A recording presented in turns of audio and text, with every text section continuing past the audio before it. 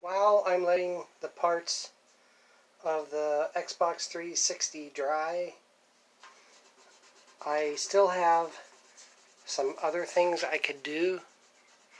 And what I wanted to show you here is that I have these switch covers and they have on and off. But what I want is an up and down arrow. So what I found was using nail polish remover, and of course now that I want to show you this, it's probably not going to work very well, but using nail polish remover, I'm able to get the paint off of these switches without doing a lot of under damage to the plastic, I guess you could say. So instead of me just using a scraper and scraping it off and then having to possibly sand down the plastic, which I'm no good at. I'm not good at finishing. I figured I would show you how I'm doing this because it's clear underneath and light will shine through here, and the switches themselves have an LED on both sides. So I'm using the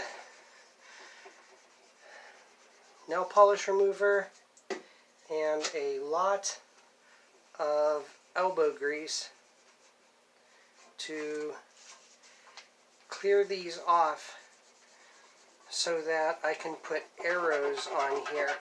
So I haven't bought the arrows yet,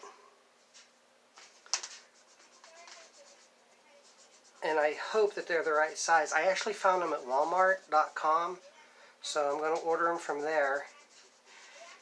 And I'm going to put the arrows on here and then spray these black.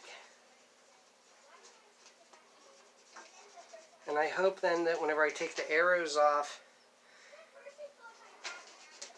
the paint doesn't get underneath them and I have up and down arrows on here, because I'm going to use them for my switches for the linear actuators.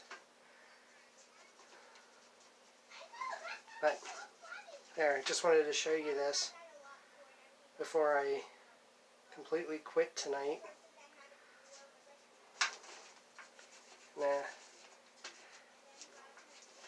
It actually comes off